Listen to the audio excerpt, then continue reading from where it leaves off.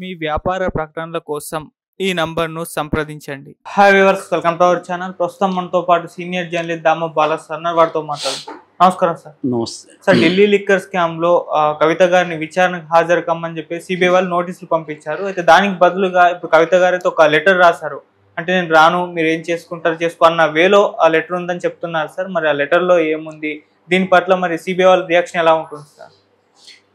అంటే ఎవరు కూడా సిబిఐ లాంటి సంస్థలకి నేను రాను, నువ్వేం పిక్కుంటావు పిక్కు అని రాయరు. కానీ దాన్ని వ్యాఖ్యానించేటప్పుడు అలాగా ఉంది. అంటే మామూలుగా సిబిఐలు లేకపోతే ఈడీలు పిలిచినప్పుడు ఎవరైనా కూడా నేను రాను అనేది చెప్పరు జనరల్గా. కానీ కొన్నిసార్లు చెప్తారు. మనకి వివేకానంద రెడ్డి కేసులో చూసాం కదా, అసలు సిబిఐని కేర్ చేయకుండా సిబిఐకి వస్తానని చెప్పి మళ్ళీ క్యాన్సిల్ చేసి మెసేజ్లు పెట్టి అవినాష్ రెడ్డి వెళ్ళి మా మదర్కి సీరియస్గా ఉంది, హాస్పిటల్లో ఉన్నాను, అక్కడ కూర్చున్నాడు.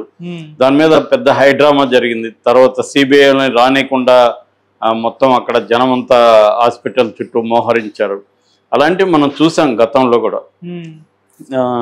అట్లాగే మొన్న కేజ్రీవాల్ కూడా దాదాపు 5-6 సార్లు ఆయన ఈడీ నోటీసులకి స్పందించలేదు, వెళ్ళలేదు. చివరికి ఈడీ కోర్టుకి వెళ్లాల్సి వచ్చింది. ఎందుకంటే ఆయన సీఎం కాబట్టి ఆయన్ని అరెస్ట్ చేయాలంటే కూడా ఇబ్బంది అవుతుంది. అందుకని వాళ్ళు ఒక్కొక్కసారి ఏం చేస్తారంటే, చాలా ఈ స్థాయిలో ఉన్న అధికారులు లేకపోతే నాయకులు వెళ్ళరు సిబిఐ. ఈవెన్ హేమంత్ సోరెన్ కూడా ఈడీని అవాయిడ్ చేయడానికి ఢిల్లీ వెళ్ళిపోయి అక్కడి నుంచి ఫ్లైట్లో రాకుండా ఫ్లైట్ ఏమో ఎయిర్పోర్ట్లో పెట్టేసి అక్కడి నుంచి రోడ్డు మార్గం మీద రావడం, మళ్ళీ వాళ్ళు వచ్చి అరెస్ట్ చేయడం, ఇవన్నీ చూసాం. సో ఆ రకంగా కవిత కూడా రానని చెప్పింది అయితే వాస్తవమే. కానీ నేను రాను, మీరేం చేసుకుంటారో చేసుకోండి అన్న టోన్లో అయితే చెప్పిందని మనం అనుకోవడానికి లేదు. బట్ ఎసెన్షియల్ అదే కదా అనేవాళ్ళు ఉండరు. ఏం రాసినా విషయం అయితే అదే కదా, నేను రాను అని చెప్పింది. దానికి కారణాలు అందరూ చెప్పేట్టుగానే నాకు ఇక్కడ ముందుగా నిర్ణయించుకున్న ఇవి ఉన్నాయని చెప్పింది. అంటే ఇదంతా కూడా అలాంటి పరపతి అధికారం ఉన్న వాళ్ళకి, నిన్న మామూలు వాళ్ళని అయితే వదిలేస్తారా? నేను రానండి, ముందు నిర్ణయించుకున్న కార్యక్రమాలు ఉన్నాయని ఎవరన్నా సాధారణమైన వాళ్ళు రాయగలరా? వాళ్ళని పట్టుకుపోయి లోపలేస్తారు. సో ఆ రకంగా ఈమె ఏం రాసింది అనేది చూసుకున్నప్పుడు ఆమె నాకు ముందుగా నిర్ణయించుకునే కార్యక్రమాలు ఉన్నాయి. అదే కాకుండా ఎలక్షన్ వరకు కూడా నేను బిజీగా ఉంటానని రాసింది. అంటే ఎలక్షన్ వరకు కూడా నేను రాను, నోటీసులు నాకు పంపకండి అన్నట్టుగా ఉంది. నోటీసులు 41A సిఆర్పిసి 41A ప్రకారం పంపించారు వాళ్ళు సిబిఐ. అలా పంపించడాన్ని కూడా తప్పు పట్టింది ఆమె. ఆల్రెడీ ఈడీ 3 సార్లు విచారించింది. దాని తర్వాత సుప్రీంకోర్టులో ఈమె కేసు వేసింది. సుప్రీంకోర్టు విచారణ వాయిదా పడుతూ ఎల్లుండికి ఫిబ్రవరి 28కి వాయిదా ఉంది. అందుకని ఈ లోపల వాళ్ళు ఈరోజు యాక్చువల్గా కవిత విచారణకి వెళ్ళాలి, ఢిల్లీకి రమ్మని చెప్పారు. గతంలో లాస్ట్ ఇయర్ డిసెంబర్లో వాళ్ళు ఇక్కడ ఇంటికే వచ్చి విచారణ జరిపారు సిబిఐ. ఈ కేసులో నేను ఆల్రెడీ చెప్పాను, ఢిల్లీ లిక్కర్ స్కామ్లో ఫస్ట్ సిబిఐకే ఇచ్చింది.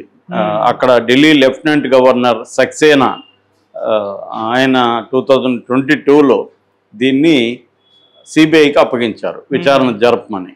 సో అప్పటి నుంచి సిబిఐ రంగంలో ఉంది. దాని తర్వాత ఈ డబ్బులు అక్రమంగా తరలించారు కాబట్టి మనీ లాండరింగ్ అనేది వచ్చింది. మనీ లాండరింగ్ అంటే అక్రమ రవాణా ఆఫ్ ద మనీ అన్నమాట, వెల్త్. సో వాళ్ళు పిఎంఎల్ఏ చట్టం ఉంటారు, అంటే prevention of money laundering act. ఆ prevention of money laundering act కింద ఈడీ దిగుతుంది.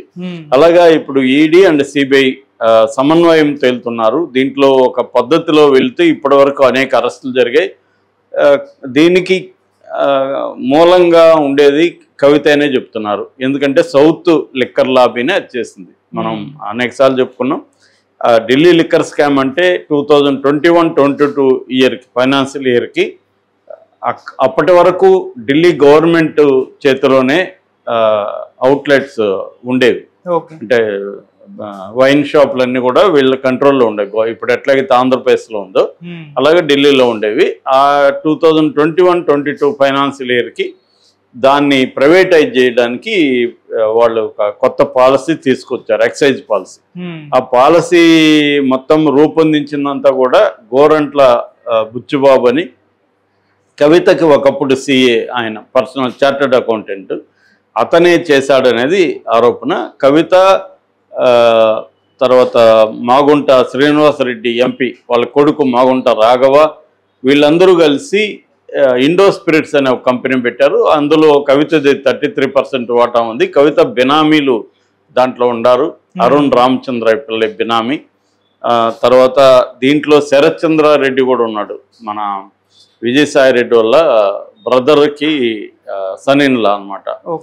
తర్వాత ఆయన second wife, Sarath Chandra Reddy second wife Kanika కూడా, ఆమె ఫ్లైట్లోనే డబ్బులు తరలించారు. ఆమెకి ఫ్లైట్ ఇది కూడా ఉందన్నమాట. సో బేగంపేట ఎయిర్పోర్ట్ నుంచి, అప్పటికి బేగంపేట ఎయిర్పోర్ట్లో ప్రైవేట్ సెక్యూరిటీ ఉంది కాబట్టి వాళ్ళు తరలించగలిగారు. అక్కడి నుంచి ఫ్లైట్లో డబ్బుల్ని బ్యాగుల్లో తరలించారనేది కూడా చెప్తున్నారు అనమాట. సో ఇంకోటి ఏంటంటే, కవిత పిఏ అశోక్ కౌశిక్, ఢిల్లీలో కవితకి పిఏ ఉన్నాడు. అశోక్ కౌశిక్ అప్రూవర్గా మారిపోయాడు. అప్రూవర్గా మారి కవిత రోల్ ఉంది, ఇది ఎలా జరిగింది ఏంటి అనేది మొత్తంగా సిబిఐకి అతను చెప్పేశాడు. దాని ఆధారాలతో ఇప్పుడు సిబిఐ నోటీసు పంపించింది. కవితకి ఉండే అండర్స్టాండింగ్ ఏమంటే, సిబిఐ విచారణ పేరుతో ఢిల్లీకి పిలిచి అరెస్ట్ చేసే అవకాశాలు ఉన్నాయి. అంటే ఎలక్షన్ ముందు కానీ అవినీతి ఆరోపణలతో కవిత అరెస్ట్ అయితే సింపతి కూడా రాదు. ఆల్రెడీ ఇక్కడ కాంగ్రెస్ పెద్ద ఎత్తున అవినీతి ఆరోపణలు కేసీఆర్ ప్రభుత్వం మీద చేస్తుంది. ఈ క్రమంలో ఇది కానీ జరిగితే కేసీఆర్కి ఆల్రెడీ పరిస్థితి సరే కాబట్టి బీఆర్ఎస్కి ఎలక్షన్లో పెద్ద దెబ్బ తగులుతుంది. ఈ దెబ్బ తగిలినప్పుడు బీఆర్ఎస్ని కంప్లీట్గా తొక్కేస్తే అప్పుడు మెయిన్ ఎనిమీ కాంగ్రెసే ఉంటుందనేది బీజేపీ అధినాయకత్వం ఆలోచిస్తుందని చెప్పారు. మొన్న కొత్తపల్లిలో రాధాకృష్ణ కూడా అదే రాశాడు. ఇక్కడ బీఆర్ఎస్ లేకుండా చేయడమే బీజేపీ లక్ష్యం. దానివల్ల రేవంత్ రెడ్డికి కూడా ఇబ్బంది అవుతుంది. ఎందుకంటే రేవంత్ రెడ్డికి బీఆర్ఎస్ ఉంటేనే ఉపయోగం. బీఆర్ఎస్ని కంప్లీట్గా తొక్కేస్తే అప్పుడేమవుతుందంటే కాంగ్రెస్లో ఒకే రేవంత్ రెడ్డి ఉండాల్సి వస్తుంది. రేవంత్ రెడ్డిని కూడా అప్పుడు ప్రభుత్వాన్ని కూల్చే కార్యక్రమం బీజేపీ చేస్తుంది. ఎందుకంటే సెంట్రల్లో బీజేపీ ఉంటుంది కాబట్టి అప్పుడు ఏం చేస్తుందంటే, కాంగ్రెస్లో ఒక 6 మందిని బయటికి తీసినా కూడా కూలిపోతుంది. అప్పుడు బీఆర్ఎస్ ఎమ్మెల్యేలు ఆల్రెడీ బీజేపీలోకి వచ్చే అవకాశం ఉంది. బీఆర్ఎస్ కానీ చిత్తుగా ఓడిపోతే బీఆర్ఎస్ ఎమ్మెల్యేలని ముందు బీజేపీ తన దీంట్లోకి లాక్కొని ఆ తర్వాత కాంగ్రెస్లో ఒక 10 ఎమ్మెల్యేలని 15 ఎమ్మెల్యేలను లాక్కోవడం ద్వారా ప్రభుత్వాన్ని కూల్చి బీజేపీ అధికారంలోకి వచ్చే అవకాశం ఉంది అనేది ఒక లెక్క. ఎందుకంటే ఇప్పుడు షిండే వర్గం అదే వర్గంతో అక్కడున్న శరద్ పవార్ కాంగ్రెస్తో కలిసి అక్కడ గవర్నమెంట్ ఫామ్ చేసింది, కోయిలేషన్ గవర్నమెంట్ మహారాష్ట్రలో. సో అదే పద్ధతులు ఇక్కడ కూడా చేసే అవకాశం ఉంది. అందుకని రేవంత్ రెడ్డి కూడా ఈ మధ్య టోన్లో కొంత మార్పు మనం గమనించాం. హైదరాబాద్ని డెవలప్ చేసింది కేసీఆర్ చేశాడని కూడా ఆయన అన్నాడు. చంద్రబాబు, రాజశేఖర రెడ్డి, కేసీఆర్లు హైదరాబాద్ని డెవలప్ చేశారు, రాజకీయాలు ఎలా ఉన్నప్పటికీ కేసీఆర్ అభివృద్ధిని చేశాడనే మాట ఫస్ట్ టైం ఆయన అన్నాడు. అంటే అర్థమైందంటే కంప్లీట్గా దాన్ని బీఆర్ఎస్ని కిల్ చేసేస్తే మన మీదకి వస్తుంది బీజేపీ అన్న భయం రేవంత్ రెడ్డిలో ఉన్నట్టుగా అర్థం చేసుకోవచ్చు. ఎందుకంటే రేవంత్ రెడ్డి మన రాధాకృష్ణ ఎంత ఫ్రెండ్స్ మనకు తెలుసు. సో ఇవేవి తెలియకుండానే రాధాకృష్ణ కొత్త పలుకులు అలా రాయడు కదా. కాబట్టి క్లియర్గా ఏంటంటే బీజేపీ స్టాండు ఇక్కడ బీఆర్ఎస్ని తొక్కేసి ఆ ప్లేస్లోకి తాను రావాలి అనేది ఉంది. అందుకని వాళ్ళు కవితని ఇప్పుడు ఎలక్షన్ ముందే అరెస్ట్ చేస్తే సింపతి ఏమి రాదు. ఎందుకంటే ఆల్రెడీ కాంగ్రెస్ గ్రౌండ్ ప్రిపేర్ చేసి పెట్టింది. ఈ ఫ్యామిలీ అవినీతిలో కూరుకుపోయింది అని చెప్పి, ఇటు కాళేశ్వరం కావచ్చు, ఇటు హైదరాబాద్లో ఆ శివబాలకృష్ణ ఆయన 250 కోట్ల ఆస్తితో ఆయన దొరకడం, ఆయన కేటీఆర్కి బినామని చెప్తుండడం, అరవింద్ కుమార్ ఐఏఎస్ మన ఫార్ములా కార్ రేసు ఉంది కదా, సో ఆ కార్ రేసుకి సంబంధించిన నిధుల దుర్వినియోగం ఇవన్నీ కూడా మెల్లమెల్లగా చుట్టుముడుతున్నాయి వీళ్ళని. ఇంకెట్లాగూ ప్రగతి భవన్ కావచ్చు, సెక్రటేరియట్ కావచ్చు, వీటిలో కూడా అవినీతి ఉందని చెప్తున్నారు. ఇలాగా అవినీతి గ్రౌండ్ ప్రిపేర్ అయిన టైంలో కవితను కూడా దీంట్లో అవినీతి కేసులో పిఏ అప్రూవర్గా మారి ఇచ్చిన ఆధారాలతో మేము వచ్చి అరెస్ట్ చేస్తాము అని కానీ ఢిల్లీకి ఇక్కడ అరెస్ట్ చేస్తే కొంత ఇష్యూ అయ్యే అవకాశం ఉంది, ఢిల్లీలో అరెస్ట్ చేస్తే కొంత బెటర్గా ఉంటుందని చెప్పి ఈమెను సిబిఐ ద్వారా ఢిల్లీకి పిలిపించి విచారణ పేరుతో చేసి అరెస్ట్ చేస్తారని. గతంలో కూడా అదే చేశారు, జగన్ను కూడా అలాగే విచారణ పిలిచి అరెస్ట్ చేశారు.